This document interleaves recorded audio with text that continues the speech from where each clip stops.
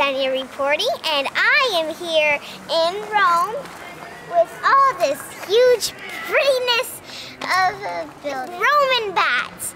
And you see tile. Lots of broken tile. I love Rome, and I am telling Poppy that I would not like to leave this because we have to go see some dead Roman people. Well,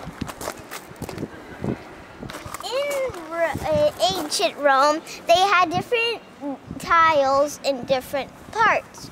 So right here, they have this type of tile. There's circles, and there's these cool designs.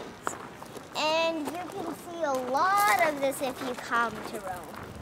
But this whole ground was buried into like tile.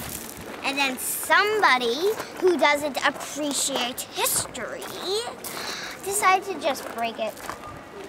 And also that it hasn't been used for a very long time. And I said to Poppy, if I was still here and they didn't build all these fences, I would still use it. And so, I'll tell you one thing that's really cool. Over there, up there, they have tile. And it's really cool. But I'm betting that all this tile that has fallen down and has broken